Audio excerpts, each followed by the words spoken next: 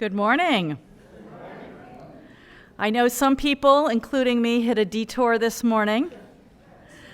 So be kind and welcoming to the folks who rush in late and a little, It's not their fault. I am Amy Zucker Morgenstern. My pronouns are she or they pronouns, and you are very welcome here at the Unitarian Universalist Church of Palo Alto. Today, your questions are the heart of the service. They really always are, but today it's explicit. Write them on the papers that you received from the ushers. If you didn't receive one, raise your hand right now. Yeah. And, or if you're a kid, ask them during Time for All Ages, and I will ask as many as time permits. There will also be a time for you to answer questions to each other. We are going to collect them. The ushers will collect them during the anthem. So choir, please pass them back to the folks behind you before the anthem. So you get your questions collected. And it's fine to ask as many as you can fit on that paper or get a second paper. We gather our different paths entwined to deepen our spiritual lives. Nourishing connection, learning from each other, caring for each other, tending to our world. Masks are not required, but are strongly encouraged. We express our mutual respect by supporting each other's decisions about masking, distancing, and other health measures. If you're here in person and you have questions about Unitarian Universalism or this congregation, stop by the welcome table with the blue tablecloth out front and chat with Lisa from the Membership and Growth Committee after the service. You can leave your contact information if you want to receive notification of upcoming events, and there are so many. And if this is the week you want to join the congregation, you can do that there today. Online, you'll also be getting greeted, and of course, you'll be able to share your questions via Zoom when we get to that point in the service. So have them at the ready. A few announcements because the busyness begins today. The Budget Town Hall begins at 11:30, same main hall, same Zoom link. So if you are here, stay for bagels and fruit and all your financial questions answered also. Online, get yourself a snack and come on back at 11:30, and we'll let you know where we're at with the budget and answer every little picky question that you may have. The Authentic Selves exhibit here and in the fireside room is open today until 2:30. Next Sunday is the last week, so do come, tell your friends, and don't miss out on these just gorgeous pictures and stories. And finally, please join us and Multi-Faith Voices for Peace and Justice in the Peaceful Presence service this Thursday afternoon. That is this Thursday evening at 7. That is hybrid, like our services always are. See your order of service for details. And now, let us begin our service.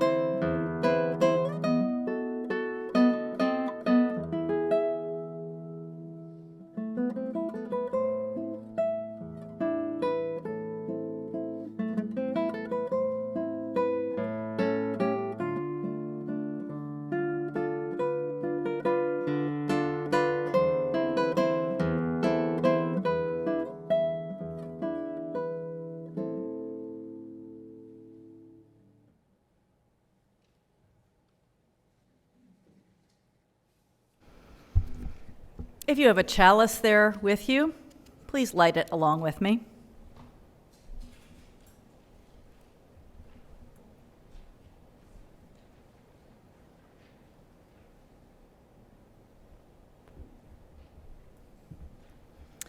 The Egyptian writer Naguib Mahfouz said, "You can tell whether a man is clever by his answers. You can tell whether a man is wise by his questions." The light of our intelligence may always sparkle, sending forth charm and quickness, snap and polish. We seek more, the depths of wisdom, the wisdom that murmurs in the darkness, the mystery of the flame when we gaze into its heart, and the questions that remain when the flame is extinguished, when the answers have been given, revealing the profundity of unknowing underneath. Always more questions. May we have the wisdom to ask, always, more questions.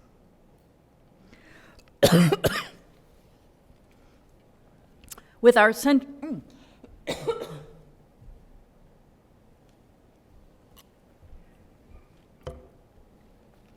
With our centering words each week, we draw on the many sources of our living tradition. Today's words are from U.S. American psychoanalyst James Hollis. If our questions lead us to other and more complex questions, we will find, most astonishingly, our own intended life, not someone else's. As we follow the sound of the bell into silence, we allow ourselves to arrive here fully.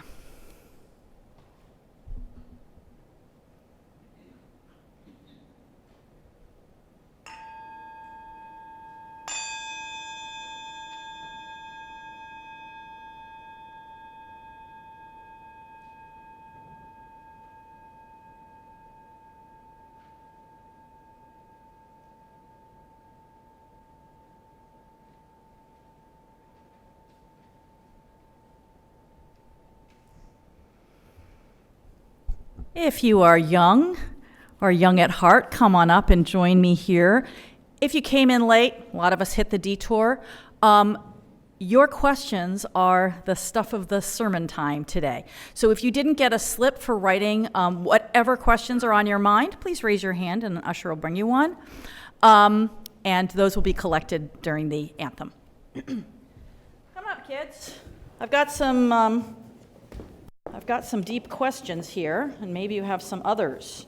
Deep, not deep, it's all good. All questions are good. Do you have any questions for me? Here, let's have a seat. I'll do my best to answer them. Questions about life, questions about who's my favorite baseball team. I don't have a favorite baseball team. I was just throwing that out there. Okay, well, I've got a couple here in my pocket, so I'll start there, and maybe that'll put some other questions in mind. I have some existential questions here. Existential questions are questions that really are about, like, big questions of living.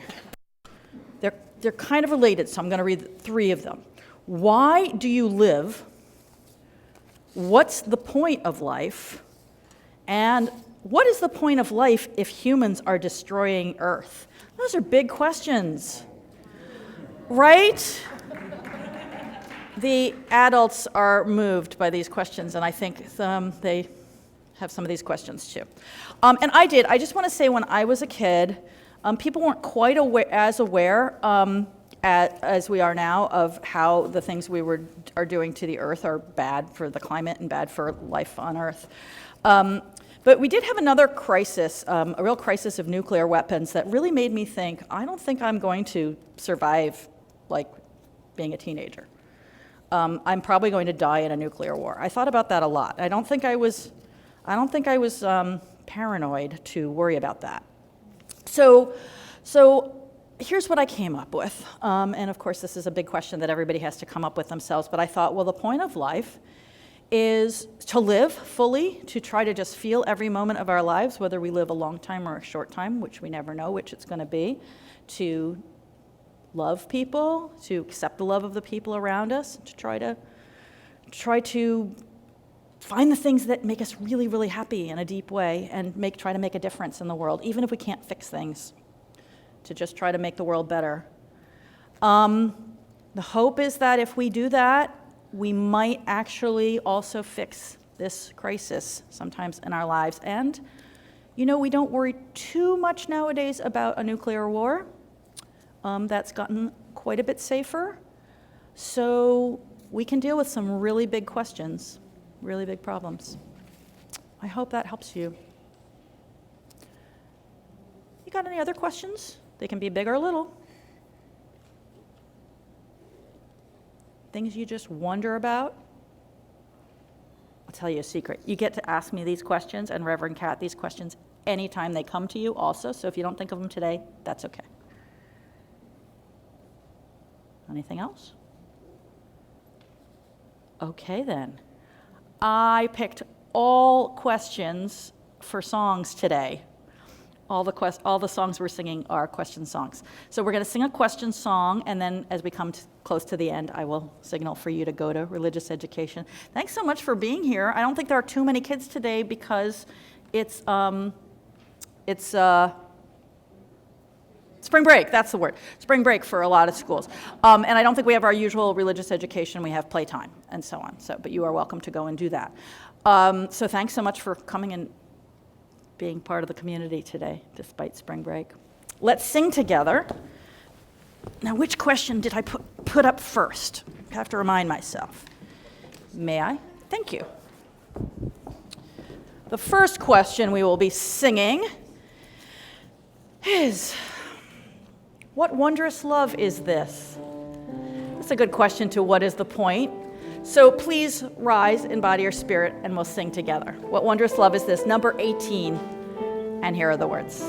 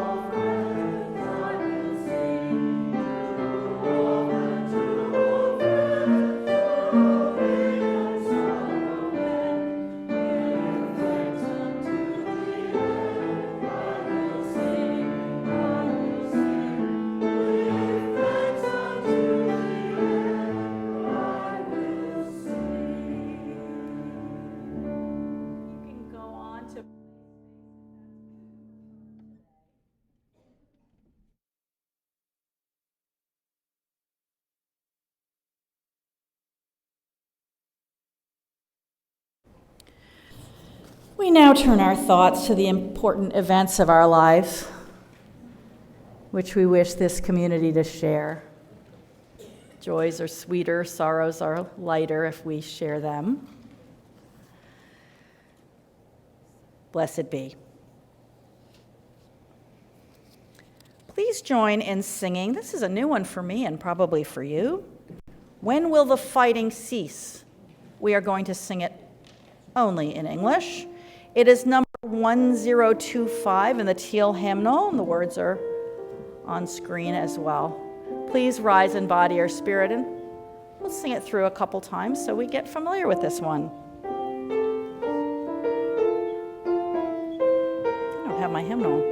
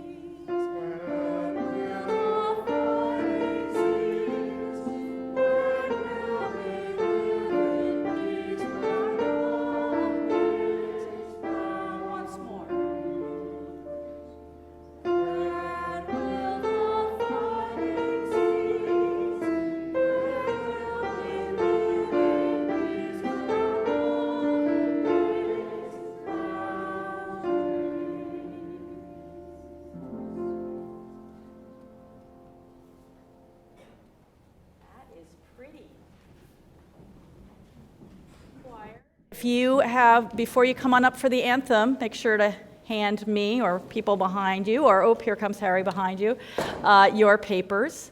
And during the anthem, everyone, Kathy and Harry will pass a basket to collect your questions.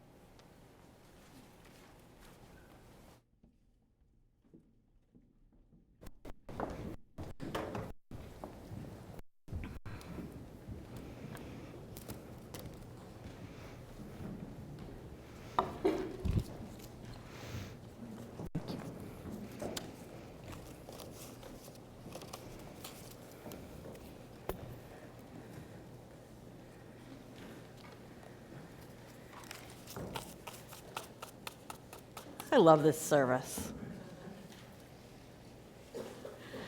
You think of any late-breaking questions, feel free. I might even get through all these in our usual time today. So you can wave wildly and pass them up, and I'll try not to just put them at the bottom so nobody will know which one is yours. This one seems like, there's questions and then there's rhetorical questions. I'm getting the feeling, especially with the PS on this one, that it's more of a rhetorical question, but I'll answer it anyway. Do you think it's really possible to speak about Jesus' significance as a teacher and not elicit all the other Savior, Son of God, died for our sins stuff in a congregation? P.S. There are lots of other great teachers to mention. I'll take that as a reminder to make sure I mention more great teachers, because it's true, there are so many, aren't there? I tend to mention them sort of implicitly by, reading their poetry or something, but it's, I got a great lesson from Misha, Big Mike, who was visiting this morning, about George Washington Carver. I mean, oh my gosh, I just found out so much, so you might hear about him. Anyway, clearly for me, yes. I realize that for some people, just mentioning the word Jesus elicits all the other stuff, not to mention probably a little PTSD. And I recognize that I was very blessed to not, as were people who grew up in a sort of liberal Christianity. I grew up not Christian at all and taught from the very beginning of my life that Jesus was just a guy. So I don't really have that kind of baggage. A little bit of the baggage of, could you stop with the Christmas carols sometimes at Christmas time, like you do growing up Jewish. So for me, I realize it's kind of easy for me to just come to Jesus. To approach Jesus as just an interesting teacher and all that, all the complexity and contradictions, and we don't really know who this person was. Nobody tells the same story, the story the same way. But I also recognize that for some people, it's kind of traumatic. So I hope that can be healing for you, not just for in the congregation, but because we live in this culture that has taken Jesus, this poor one interesting guy, and piled all this really horrible stuff on his story, that it's good to, have some alternatives for that. But I hear you. Other teachers deserve a mention too. I'm sure Jesus would say the same. Amidst the wars and political hatred, how do you find hope? I think I get asked this question in some form every time I do this. God, finding hope is such a big thing, isn't it? For me, it's small ways and large ways. Small ways, which you could call, try to focus small. Don't even look out there sometimes. Just the joy of living, just taking in the beauty around me and the softness of my cat's fur and the joy of being with my family and the interesting conversations with you, and gorgeous music. That turns my heart to the more important things of just day to day. In the large sense, it really helps me to just look at how much we've overcome. Things that just seemed so hopeless at the time. It used to be legal to own human beings in this country and work them and beat them to death if you wanted. And it must have just seemed impossible that we would ever change. So I take some heart from that. With the political situation like Gaza, I look all the time to Ireland, Northern Ireland, which when I was younger was just one of those intractable problems. I thought, they're never going to fix this. They are never going to fix this. There will always be extremists who are ready to blow something up on either side when the people in the middle are trying to live in peace. And, it's pretty good there now. That's what gives me hope. Connection is what saves us, yet modern life makes it harder and harder. How do we overcome that? I think we have to be countercultural. Don't do what modern life tells us to do, says the woman who stares at her phone God knows how many hours a day.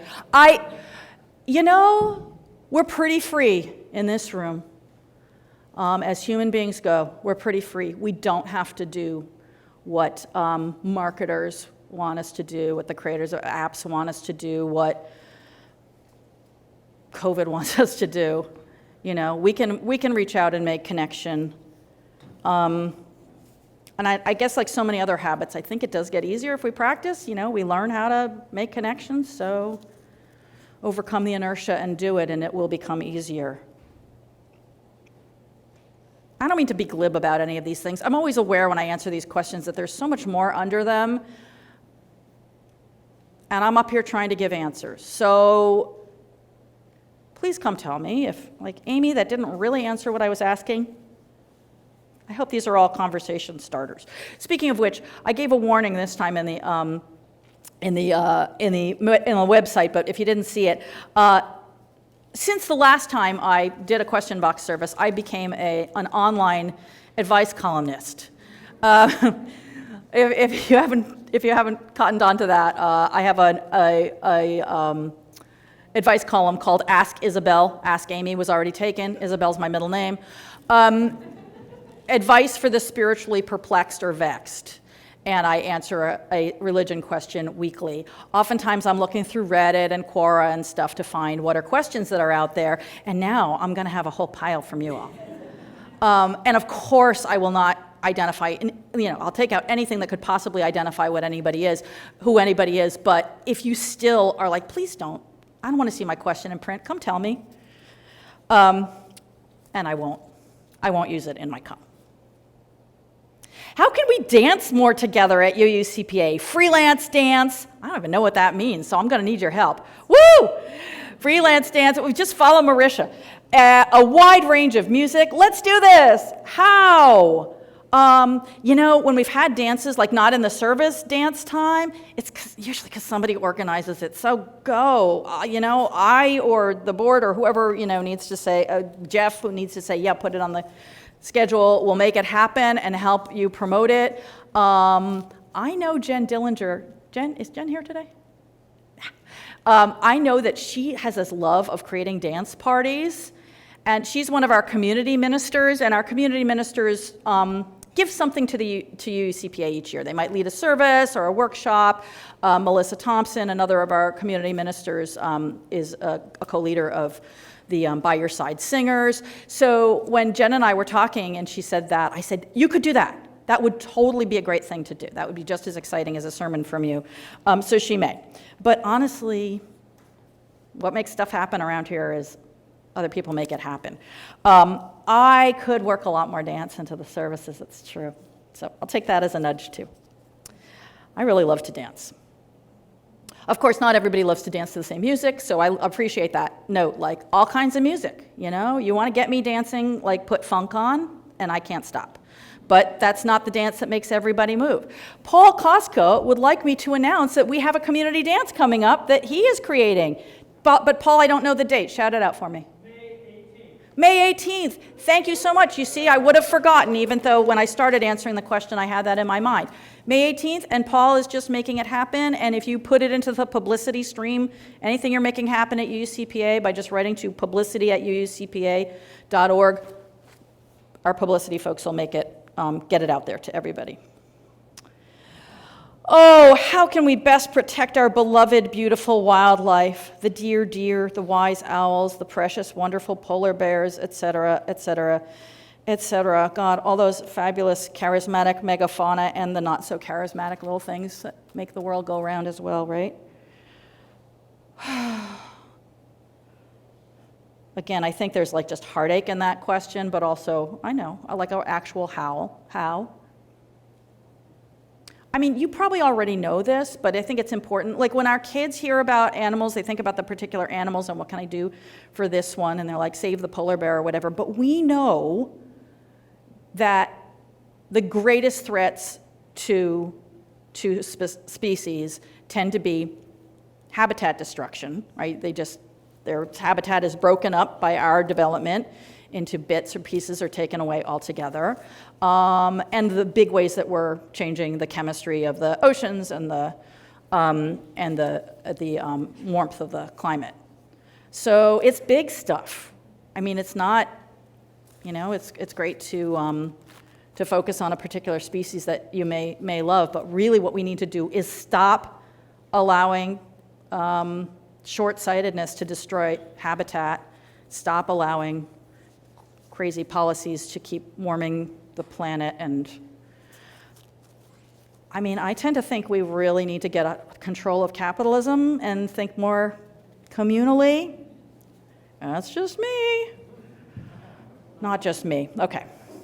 But you know, we focus, I mean, I preach this so many times, we focus so much on individual solutions, and they're great, they're very important. I have the good fortune to be able to buy a new car, and it was time for me to buy a new car, and we could manage to buy an EV. That's great, that's fabulous, but individual people buying EVs or recycling their stuff are just a tiny, tiny bit of the solution. We need to work at the level of policy and the things that, you know, one changed policy can really have an effect that all the individual actions don't have. So, policy wonkery. Has UUCPA ever reached out to public schools to help educate on all world religions as a community service? What a great idea. Not as far as I know. I'm putting this over there to hand it to Kat. It's Kat's Sunday off, otherwise she would have been up here answering questions. Now that's a great idea. I mean, I don't know how well the schools around here do this. Some do, some don't. It's permissible to teach world religions. And I think we would do it pretty well. We're good at teaching in a way that is respectful of all religions and not trying to shove one down anybody's throat or disparage any. And we do, after all, from what I hear from parents right around here, there's pretty good sex education around here, but we still offer OWL and put it out to everybody saying, we got really good sexuality education that you might want to come here for. I like it. Oh, back to the previous question. Does lighting the chalice contribute to global warming? I'm going to take that as a serious question about, like, can we do those things that are not moving in the right direction if they're small enough and important to us? Like, it's okay to have candlelight dinners. It's okay to light a little bit of petroleum product on fire for an hour of your service if we take care of the big stuff. I think so. But technically, sure, there's a net gain in global warming every time we light the chalice. What question do you like to ask new members of UUCPA? And I'm going to edit that slightly because really when I'm asking people questions tends to be even before they join, right? They start visiting and I ask them. So I ask them what brought them here, what they're interested in, what motivated them to come look for a religious community, because I am not a small talk person, and I figure being the minister gives me license to cut to the chase. And those are big questions, you know. Sometimes people are willing to really tell, at least the minister, something deeper. And you hear really interesting things when you ask that. A partner just died. I'm really in need of a community, which is what people are saying. I'm lonely. And I'll tell you what I mostly hear. It took me a really long time to learn this. I was always like, people come here for our theology. People come here for community. Like if I ask that at a Discovering UUCPA group or something like that, almost everybody says one way or another they're here because they need community. Connection, somebody was saying earlier. So I think our theology is important. Like, I'm sure the Mormons around the corner are a very nice community as well, and the people there come for community. But the people who come here are like, it's really not going to work for me to go to the Mormons. I need community in a certain context. But that doesn't mean they came here because they want to talk about Theodore Parker, another great man. Flawed, but great man. So, good reminder to me, but such a good reminder to all of us. People are looking for connection. So try to take that risk and go a little deeper. Just invite people, not like, grab a newcomer and ask them deep, deep, deep questions that are going to make them run screaming, but just always just kind of go a little deeper, dare a little bit more about our sharing to invite people to really make community. We have casual relationships in our lives, less maybe after COVID and everything, fewer than we used to have, but most of us, if we work and take our kids to school and everything, we have casual encounters. What I hear people are hungry for is a deeper connection. You know, who can I share my heartbreak with and my questions with, and what's really going on in my life with? What is UUCPA's, our most important purpose right now? Oh, this person's got a few questions. So, well, we have it right here. And again, I don't mean to be glib, but we really worked at putting that together, right? We gathered to deepen our spiritual lives, nourishing connection, learning from each other, caring for each other, tending to our world. That's kind of 4 in 1. I realize, but I think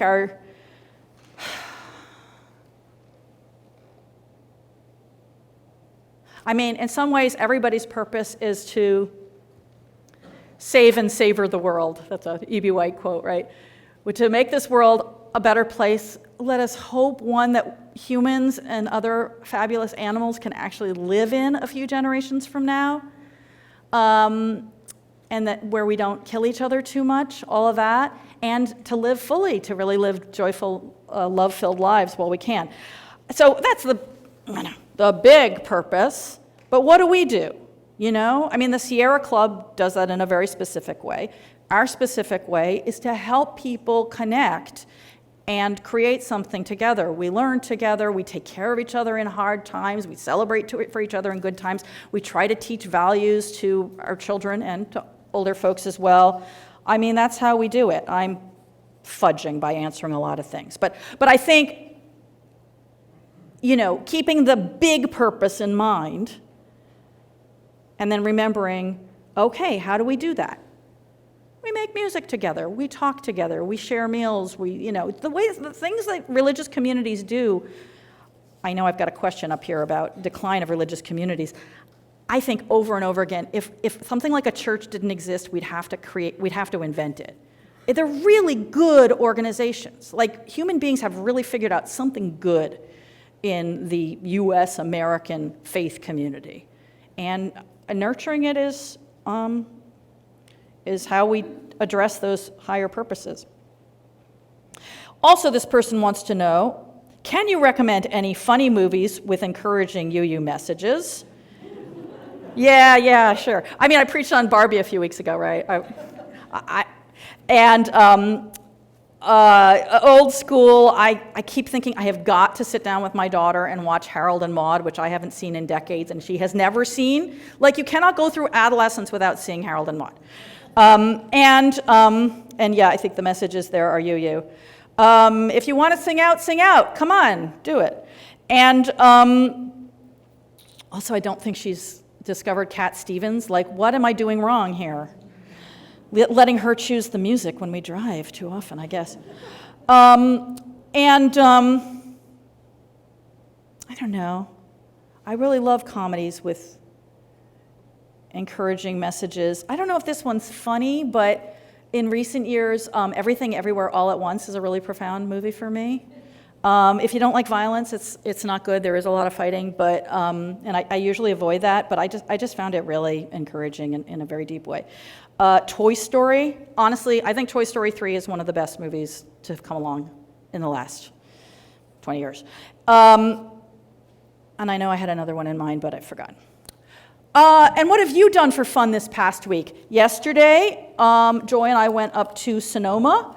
Got together with a couple dear friends of ours, and we wanted to do this a couple weeks ago, but it was pouring, so we rescheduled.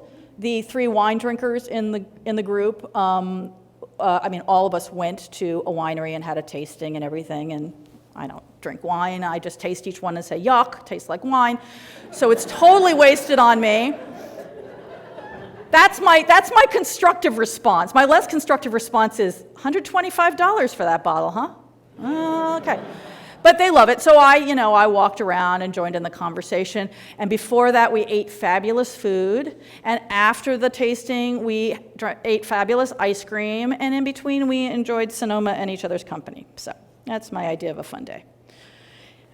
And as always, when I do anything like that, as we were driving up there, fossil free, yay, fossil fuel free. We were saying, oh my God, it's so gorgeous. Like nobody goes in March, right? What is it now, April? It's so green up there, it's so beautiful. We should do something like this more Saturdays. Here. Okay. What would you say is the shadow side of humanism? As a humanist, I think about this a lot. I mean, I even know humanists who they don't like to call themselves humanists because there's so much icky baggage.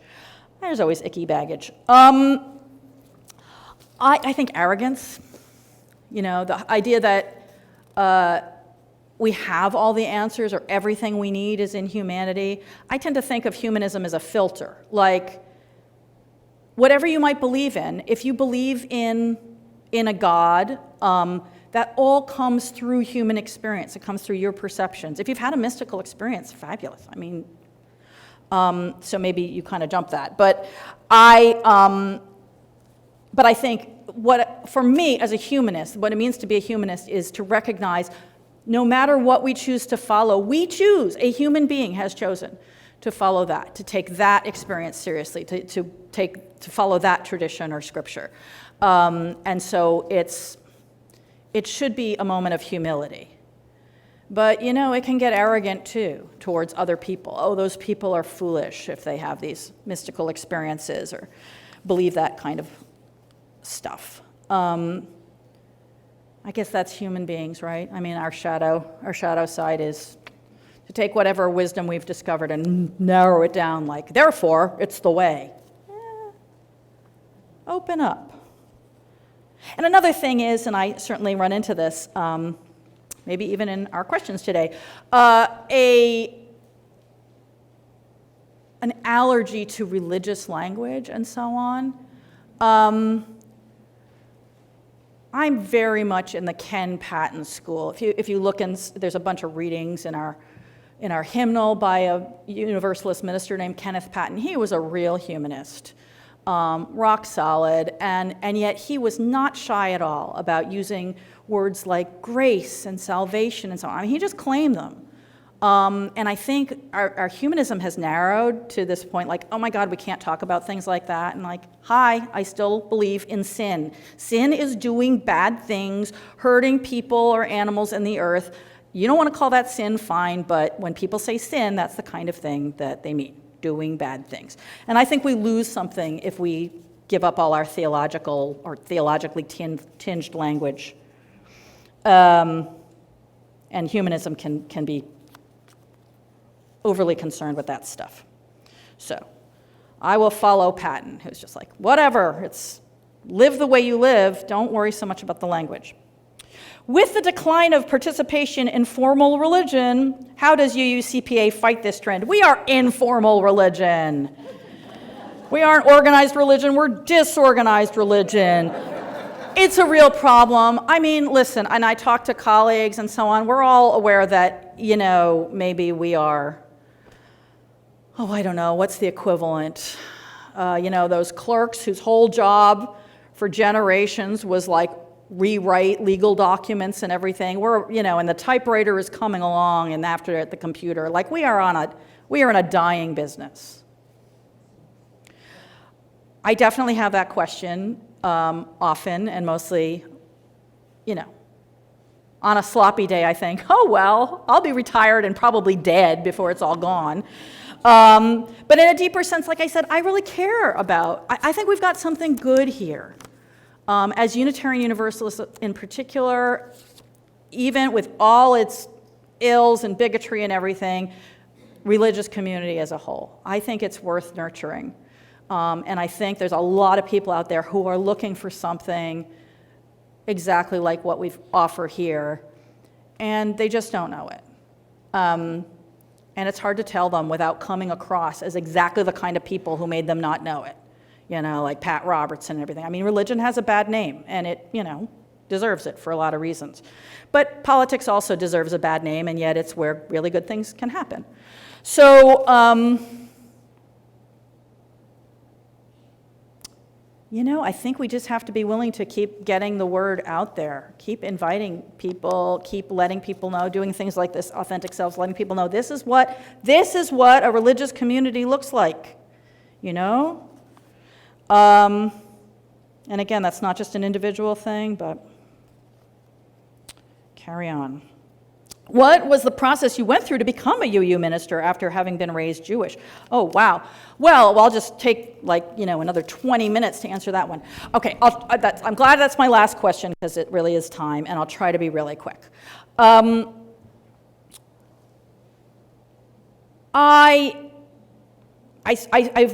grew away from Judaism before I knew there was any other alternative that would work for me. I didn't know about UUism.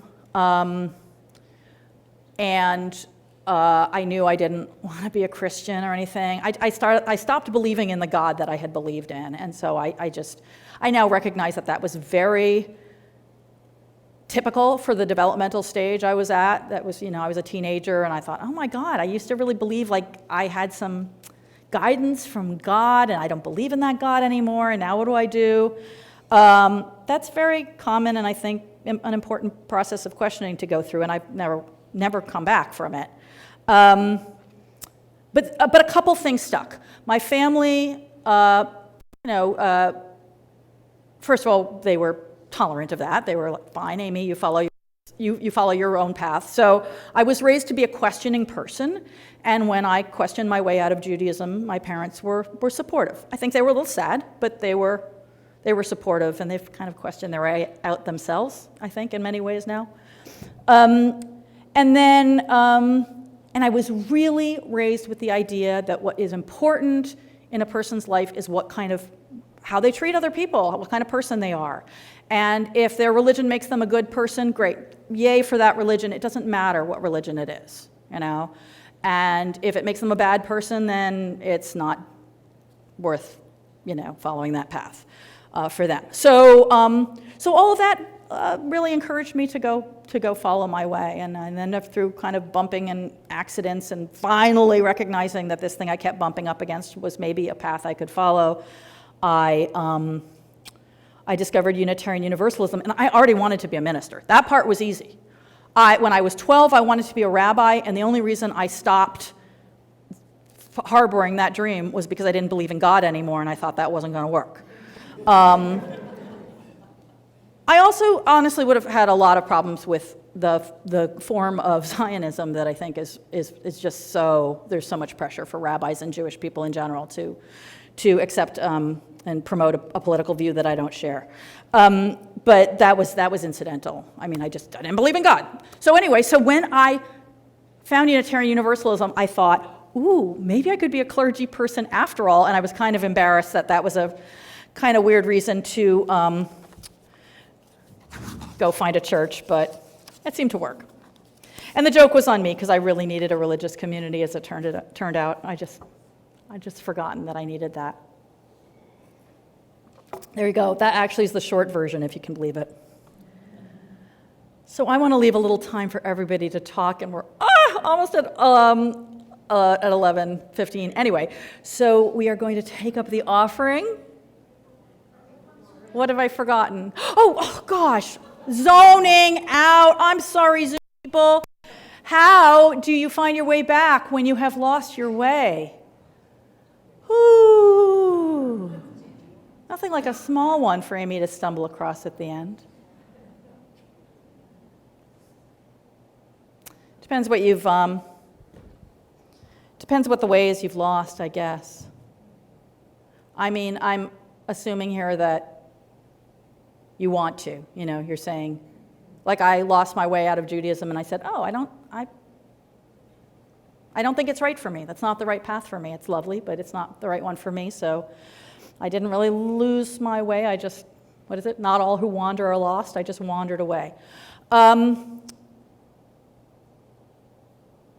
I think if you know you've lost your way, you've really, really done the big part, if it is something you need to get back to. And I will just say, you don't do it alone. Reach out and ask somebody. Tell somebody, hi, you can talk to me, or to Reverend Kat. She's great to talk to about your questions and your problems as well. Say, here's where I was, and I don't know how to get back there. The answers depend so much on what your way was. that of course there's no one answer. There's never one answer, but don't do it alone. And if you don't have a dear friend who you can sit down and do it with, get some hired help. That's something ministers are here for. Anything else up there? Thank you all who waved, and I apologize, but I forgot to look at the screen. All right, now we are going to take up our offering, by which we support the work of this congregation. As you'll hear at the budget meeting, it's a very small part of how we support it, but it's part of our ritual, and that's important to remember that giving what we can is part of how we create the world that we want to see.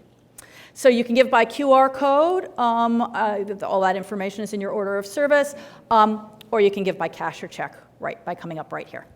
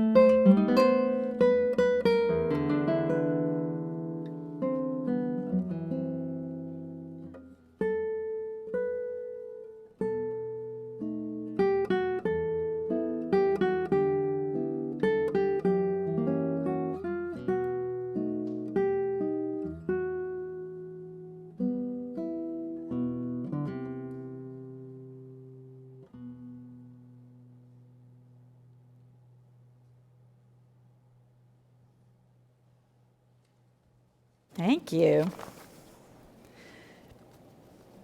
So I meant to remind you, knowing that you probably have that you would have a time to pair up and share your thoughts on what you heard. I was going to remind you to make a mental note of one that spoke to you. You could probably remember now. We're doing just a few minutes for this because, time is moving on. If the noise of people talking to you, the lobby is much better, carpeted and smaller, so please grab a partner and take it out there. And just pair up with somebody who's nearby you and see if you two have an answer to a question that you'd like to share. And then maybe you'll come tell me about it and I'll learn something. Let's do that right now. Grab next to you and share an answer to a question that you heard.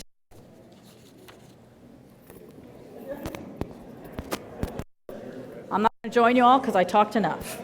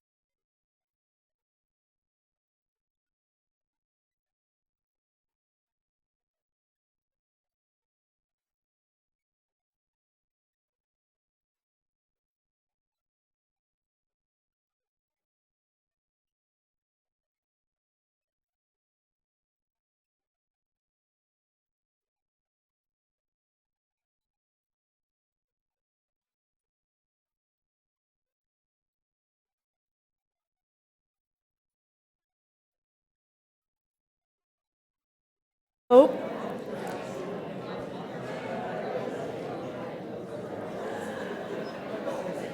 I hope these conversations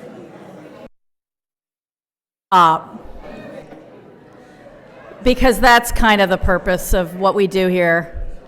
Start conversations that we want to continue. So I'm going to pull us back in to sing, ask you to continue that conversation at coffee hour, after the budget town hall if you go to it, next time you see one another, with the people at home. Don't stop asking and answering. Let's rise in body or spirit, and we will sing number 1003 in the Teal hymnal. Where do we come from? This is many parts, so you can grab any part to begin with, or sing it straight through as you wish.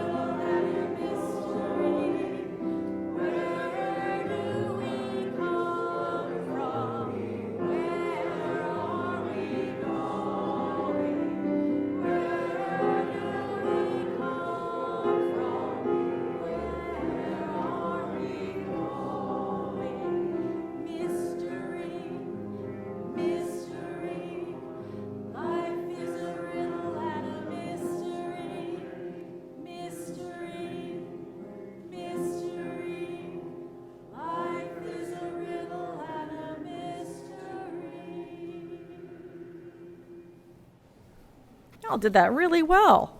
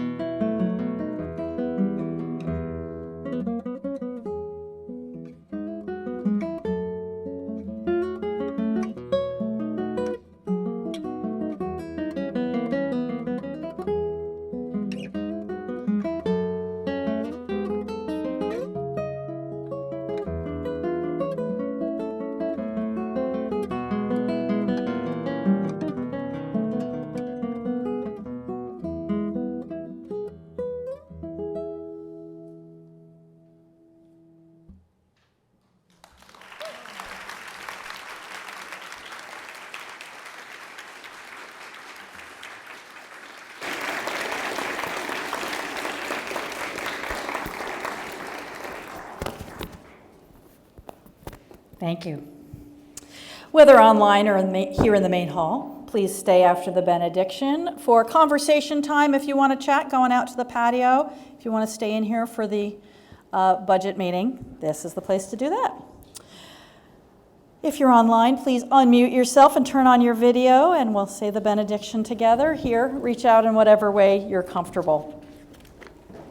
Go out into the world.